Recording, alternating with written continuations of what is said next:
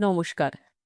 The story teller চ্যানেলে আজকের গল্প বিভূতিভূষণ বন্দ্যোপাধ্যায় রচিত বামাচরণের গুপ্তধন প্রাপ্তি।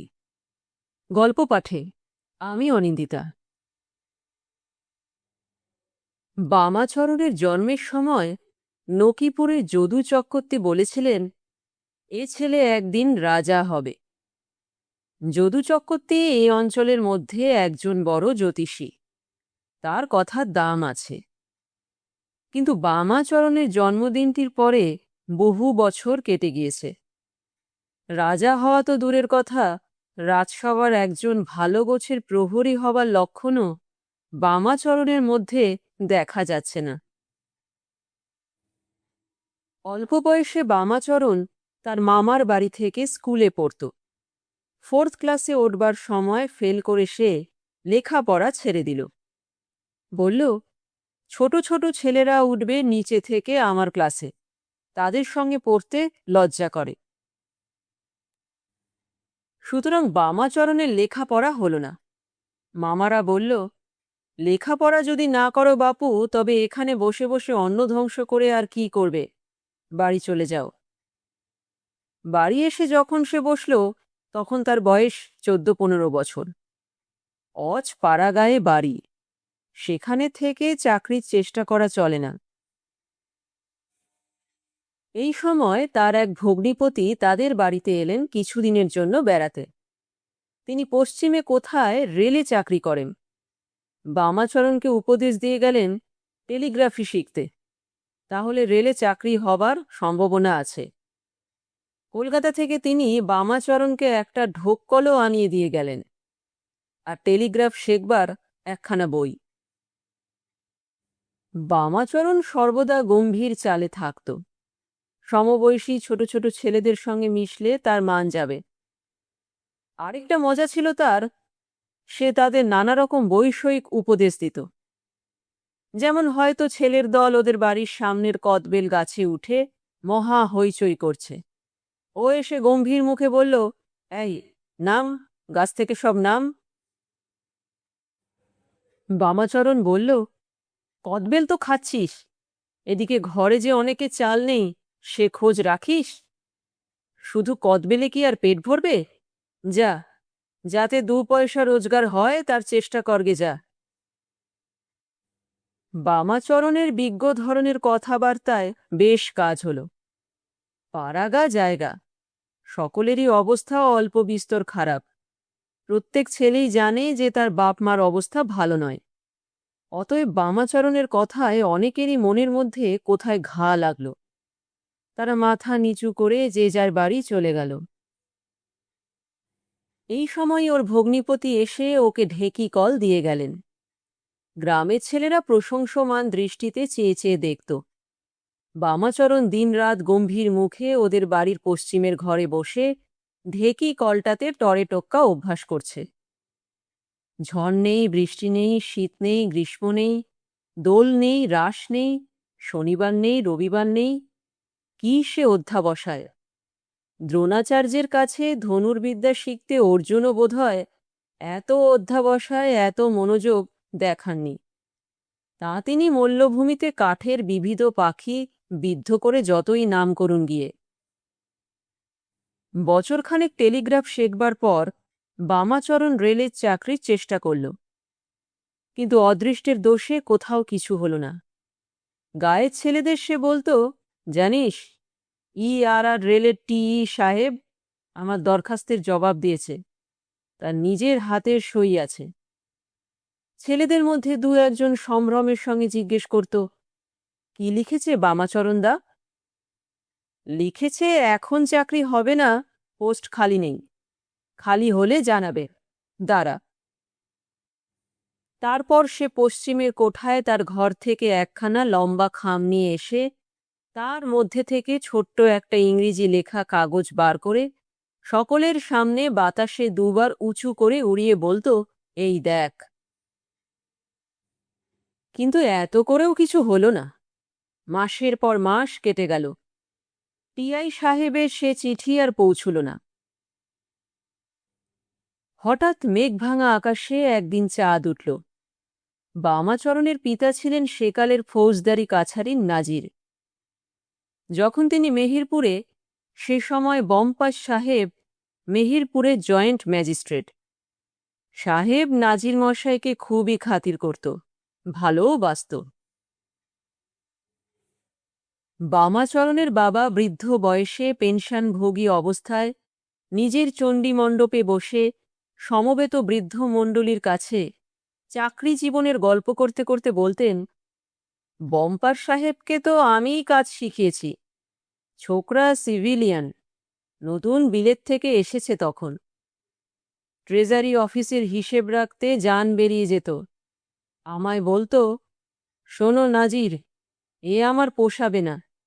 গাঁজা আফিমের হিসেব রাখতে আর ওজন করতে করতে প্রাণ বেরুল। কত কষ্টে বুঝিয়ে সাহেবকে শান্ত করতুম। সে গ্রামে গভর্নমেন্টের চাকরি বামাচরণের বাবা ছাড়া কেউ করেনি। সবাই হা করে থাকত। পেনশনও ভোগ করছেন তিনি আজ 22-23 বছর কি তারও বেশি। বামাচরণের বয়স যখন 18-19 বছর, তখন বামাচরণের বাবা গ্রামে বসে হিতবাদী কাগজে দেখলেন বম্পার সাহেব রেভিনিউ বোর্ডের মেম্বার হয়ে রাইটার্স বিল্ডিংয়ে এসেছে। তিনি গেলেন কলকাতায় সাহেবের সঙ্গে দেখা করতে। বম্পার সাহেবও আর ছোকরা নেই, 50-এর ওপর বয়স হয়েছে। পুরনো নাজিরকে চিনতে পারল। জিজ্ঞেস করল, আমি তোমার কি উপকার করতে পারি নাজির? এক কথায় বামাচরণের চাকরি ঠিক হয়ে গেল। খুলনায় সার্ভে ক্যাম্প পড়েছে, জমি জরিপ হচ্ছে। বামাচরণের বাবা একগাল হেসে সকলকে কথাটা জানালেন। বামাচরণের বাড়িতে সত্যনারায়ণের সিন্নি দেওয়া হল। গায়ের প্রতিবেশীরা যখন প্রসাদ খাচ্ছে ভেতরের ঘরের বারান্দায় বসে, তখন বামাচরণের বাবা সবিস্তারে তাদের সামনে তার রাইটার্স বিল্ডিংয়ে গিয়ে সাহেবের সঙ্গে দেখা করার বৃত্তান্ত বর্ণনা করছিলেন। সাহেব বলল, নাজির, তোমার ছেলে যদি এন্ট্রান্স পাশ করত, তবে আমি ওকে সাব ডেপুটি করে দিয়ে যেতাম আজ। বামাচরণ চাকরি করতে গেল। সঙ্গে তার বৃদ্ধ পিতা গেলেন। কারণ বামাচরণের মা বললেন, ছেলেকে অতদূর দেশে একলা তিনি পাঠাতে পারবেন না। আবার সেই অদৃষ্ট এসে বাধা দিল। মাস দুয়ের মধ্যে বামাচরণের বাবা ছেলেকে সঙ্গে নিয়ে বাড়ি এলেন। শোনা গেল বামাচরণ চাকরি ছেড়ে দিয়ে এসেছে। সেখানে নাকি থাকার কষ্ট, নদীর জল লোনা, কাছেই সুন্দরবন, সন্ধ্যের পর বাঘের ভয়, জঙ্গল থেকে কাঠ ভেঙে এনে রান্না করতে হয়। সেইখানে কি ওই কচি ছেলে থাকতে পারে? বামাচরণের বাবা বললেন, কোনো ভয় নেই, আমি আবার যাচ্ছি সাহেবের কাছে। আরেকটা ভালো জায়গায় চাকরি যাতে হয়। কিন্তু এবার সাহেব বেজায় চটে গিয়েছে দেখা গেল, না জানিয়ে চাকরি ছেড়ে আসাতে। সাহেবের আরদালি বলল, সাহেবের এখন দেখা করবার সময় হবে না। বামাচরণের বাবা এতটা ভাবেননি। তিনি হতাশ হয়ে বাড়ি ফিরে এলেন। কিন্তু সেই যে তার মন কেমন ভেঙে গেল, এরপর আর বেশি দিন বাঁচেননি। ক্রমে দিন চলে গেল। বামাচরণেরও বয়স হয়ে উঠল। বাবা বেঁচে থাকতেই তার বিবাহ দিয়ে গিয়েছিলেন। 2-1টি ছেলেপুলেও হল।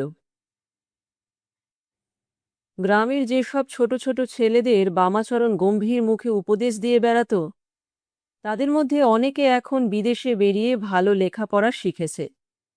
2-1জন ভালো চাকরিও পেয়েছে। বাপের পেনশনের টাকায় সংসার একরকম চলত। বাপের মৃত্যুর পর বড় সংসার ঘাড়ে পড়াতে বামাচরণ চোখে অন্ধকার দেখল। নিজের ছেলে মেয়ে 2-3টি, এক বিধবা ভগ্নী বাড়িতে, তারও 2-3টি ছেলে মেয়ে, বৃদ্ধা মা, অনেকগুলি পুষ্যি। চলে কি সে এতগুলি প্রাণীর? এইসব কথাই সে ভাবছিল আজ নদীর ধারে বড় ভাঙনের চটকা গাছতলায় মাছ ধরতে বসে। বেলা পড়ে এসেছে। কচুরিপানার দামগুলো উজান মুখে চলেছে। বোধহয় জোয়ার এলো। সামনের চটকা গাছটায় রোদ রাঙা হয়ে আসছে। রোজ এইখানটিতে বামাচরণ মাছ ধরতে আসে। তাদের গ্রাম থেকে প্রায় ১.৫ মাইল দূরে নদীর বাঁকের মুখে, জায়গাটা চারিদিকে নির্জন। এখন তার মনে হল খুলনার চাকরিটা ছেড়েও এসেছে আর ১৪-১৫ বছর হবে। হঠাৎ নদীর উঁচু পাড়ের দিকে তার নজর পড়ল। ওটা কি? পাড়টা সেখানে খুব উঁচু ও খাড়া, হাত ৩০-৪০ উঁচু। সে যেখানে বসে আছে সেখান থেকে পাড়ের খানিকটা ভেঙে পড়েছে বোধহয় ২-১ দিন হল। সেই পাড়ের গায়ে একটা বড় কলসি পাড় ভাঙার দরুন বেরিয়ে পড়েছে। অর্ধেকটা দেখা যাচ্ছে, বাকি অর্ধেকটা মাটির মধ্যে পোতা। বামাচরণে চট করে মনে পড়ে গেল সে গ্রামের বুড়োদের মুখে শুনেছে এ বাঁকের মুখে আগে, বহুকাল আগে, খুব সমৃদ্ধ গোয়ালাদের গ্রাম ছিল। অনেক লোকের বাস ছিল। কলসিটা জমির ওপর থেকে হাত ৪-৫ নিচে পোতা অবস্থায় রয়েছে। সেকালে লোকে কলসি করে টাকা পুঁতে রেখে দিত। এ নিশ্চয়ই টাকার কলসি। বামাচরণ এদিক ওদিক চেয়ে দেখল আর কেউ কাছাকাছি আছে কিনা। স্থানটা নির্জন, অন্য লোক এদিকে আসে না। কলসিটা আর কেউ দেখেনি নিশ্চয়ই। তাছাড়া মোটে কাল রাত্রে এই পাড় ভেঙেছে। কে আর লক্ষ্য করেছে একটা কানা ভাঙা কলসি? কেউ তারপরে এসেছে কি এদিকে? অবশ্য নৌকো থেকে দেখা যাওয়ার কথা, কিন্তু জেলে ডিঙিয়ে এত দূরে আসে না। গা থেকে ওই কদমতলা পর্যন্ত তাদের দৌড়। এত দূরে কেউ কোমর জাল পাতে না। বামাচরণ সেখানে আর দাঁড়াল না। ছিপ গুটিয়ে উঠে বাড়ির দিকে রওনা হল। তাকে এখানে কেউ না দেখে ফেলে। বাড়িতে এসে সে ভাবতে বসল, এখন সে কি করবে। আজ রাত্রেই অবশ্য কলসিটা তুলে আনতেই হবে। কিন্তু একা সে কি করে পারবে? জমির ওপর থেকে খোঁড়া অসম্ভব। যদি শাবলের গায়ে কলসিটা নদী গর্ভে পড়ে যায়, তাহলে স্রোতের মুখে হয়তো কোথাও ভেসে চলে যাবে, নয়তো ডুবে যাবে। তা নয়, নিচে থেকে মই লাগিয়ে উঠতে হবে কলসি পর্যন্ত। তারপর সন্তর্পণে খুঁড়ে কলসি বার করতে হবে। তাতে অন্তত ২ জন লোকের দরকার। মই নিচে থেকে একজন ধরে থাকা চাই। কলসি নামাবার সময়ও সাহায্য পাওয়া দরকার। অনেক ভাবনা চিন্তার পরে বামাচরণ বড় ছেলে নিতাইকে সঙ্গে নেওয়া ঠিক করল। নিতাই এই ১২ বছরে পড়েছে, গ্রাম্য স্কুলে পড়ে। খেলাধুলায় খুব পটু আর সাহসীও বটে। বামাচরণ ছেলেকে বলল, তোর মাকে বলিস নে, রাত্রিরে যাবি আমার সঙ্গে একটা জায়গায়। পিতা পুত্রে মই, শাবল, একগাছা শক্ত দড়ি নিয়ে রাত দুপুরের পরে নদীর ধারে চটকা গাছতলায় এসে দাঁড়াল। বুকের মধ্যে ঢিপঢিপ করছে বামাচরণের, কি জানি কি হয়। বামাচরণের ছেলে কিছুই জানে না কি ব্যাপার। বাবার কথায় সে এসেছে। কেন এসেছে তার বাবা তাকে বলেনি, কিন্তু সে জিনিসটা খানিকটা আন্দাজ করে নিয়েছিল। নিশ্চয়ই জেলেরা কোথাও জলের ভেতরে বাঁশের ঘুনিতে বড় মাছ জিয়ে রেখেছে। সেই মাছ চুরি করতে তার বাবা তাকে সঙ্গে নিয়ে এসেছে। কিন্তু মই কি হবে? জায়গাটা দেখেও সে অবাক হয়ে গেল।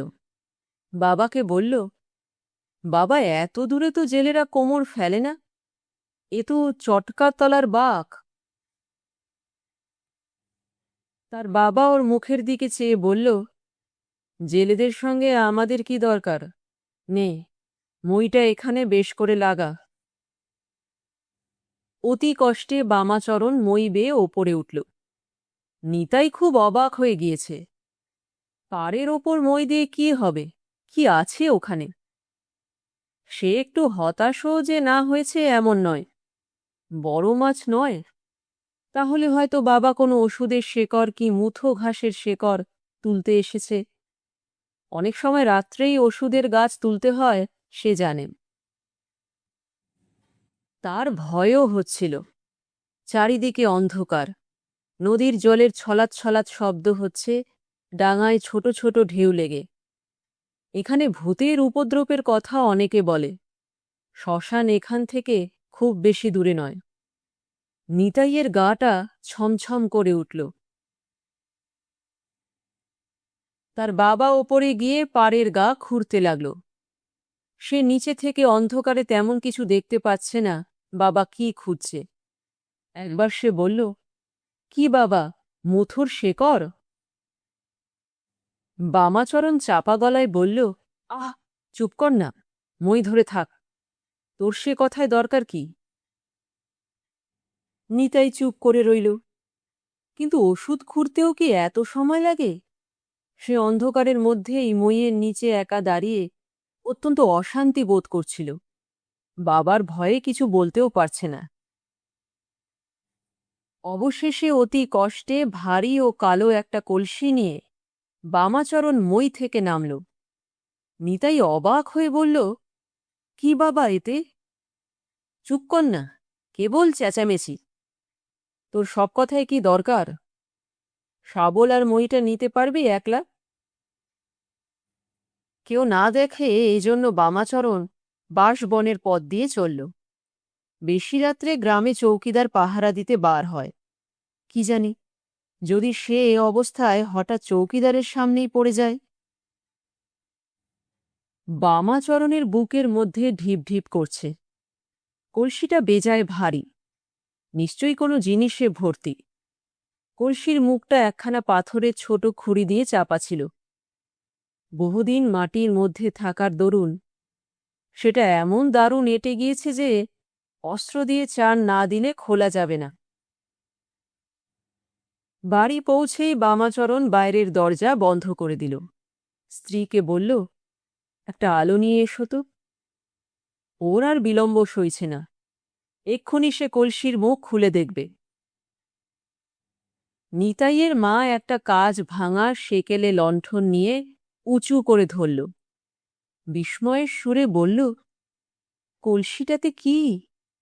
মরার কলসির মতো দেখতে। ওটাকে আনলে কোথা থেকে গো? অধীর কৌতূহলে ও আগ্রহে বামাচরণ শাবলের এক ঘা দিয়ে কলসিটা ফাটিয়ে ফেলল। সঙ্গে সঙ্গে কালো আলকাত্রার মতো কি একটা দুর্গন্ধ পদার্থ মেঝে ময় ছত্রাকার হয়ে ছড়িয়ে পড়ল। নিতাইয়ের মা অবাক। স্বামী পাগল হয়ে গেল নাকি পয়সার দুর্ভাবনায় এতদিন পরে? রাত দুপুরে কিসের একটা কলসি? কোথা থেকে উঠিয়ে এনে কি কাণ্ড বাঁধালে দেখো তো। বামাচরণ মাথায় হাত দিয়ে বসে পড়ল। এত কষ্ট, তবে সব বৃথা? রূপোর গুঁড়োও এতটুকু নেই কলসিটাতে? কোথায় এক কলসি টাকা বা মোহর? আর তার বদলে এগুলো কি কালো কালো? অদৃষ্ট একেই বলে। সারা রাত্রি বামাচরণের ঘুম হল না। সত্যিই তার অদৃষ্ট ভালো নয়। এমন জায়গায় পোতা কলসি পেয়েও তার মধ্যে থেকে বেরোয় কালো আলকাতরা। না হলে বম্পার সাহেবের দেওয়া এমন চাকরি সে ছেড়ে দিয়ে আসে? পেয়ে হারানোই তার অদৃষ্ট। পরদিন সকালে লোকজনকে আলকাতরার মতো জিনিসটা দেখাতে কেউ কিছু বলতে পারে না। অবশেষে মামুদপুরের বাজারের বুড়ো কবিরাজ মশাই দেখে বললেন, এ পুরনো ঘি, বহুকালের পুরনো ঘি। কতটা আছে? এর দাম খুব, বিক্রি করবে? কলকাতায় বউবাজারের সেনদের দোকানে পেলেই নেবে। বুড়ো কবিরাজকে সঙ্গে নিয়ে বামাচরণ কলকাতায় এলো। বউবাজারের সেনদের মস্ত কবিরাজি দোকান। সারা ভারতবর্ষ কেন, পৃথিবীর সঙ্গে তাদের কারবার। ঘি দেখে তারা বলল, হ্যাঁ, জিনিসটা খুবই ভালো, অন্তত 200 বছরের পুরনো। তোমাদের ঘরে ছিল? বামাচরণ সংক্ষেপে কলসি প্রাপ্তির কথা বর্ণনা করল। তারপর দরদস্তুর চলল। ওরা 7 টাকার বেশি দিতে রাজি নয়। তারপর উঠল 10 টাকায়। তার বেশি কিছুতেই নয়। বুড়ো কবিরাজকে সঙ্গে না আনলে বামাচরণ কিন্তু 2 টাকা সেরেই জিনিসটা দিয়ে ফেলত। একজন হিন্দুস্তানি ভদ্রলোক অনেকক্ষণ থেকে ওদের কথাবার্তা শুনছিলেন। তিনি উঠে এসে বুড়ো কবিরাজকে বাইরে নিয়ে গিয়ে বললেন, আমি খয়রাগড়ের রাজার ম্যানেজার। আমি আপনাদের কথাবার্তা অনেকক্ষণ শুনছিলাম। রাজার মায়ের বয়স হয়েছে, হাঁপ কাশের অসুখ। এই পুরনো ঘি কিনতেই আমি এদের দোকানে এসেছিলাম। এত বছরের পুরনো ঘি কলকাতায় কোনো দোকানে নেই। আমি আপনাদের জিনিস নেব। 100 টাকা সেরের দাম দেব আমি। ওজন করুন মাল। এ কলসিতে মোট 12.5 সের ঘি ছিল, কিন্তু আদত কলসিটাতে বোধহয় আরও বেশি ছিল। কিন্তু সেটা ভেঙে নষ্ট হয়ে যায়। বাকিটা ওরা নতুন কলসিতে পুরে এনেছিল। ঘি বিক্রি করে মোট পাওয়া গেল 1250 টাকা। যদু চক্রবর্তী জ্যোতিষী ছিল বড়। সে মিথ্যে বলেনি। এখন তো বামাচরণের অনন্তকাল পড়ে রয়েছে। রাজা হওয়ার আশ্চর্যটা কি?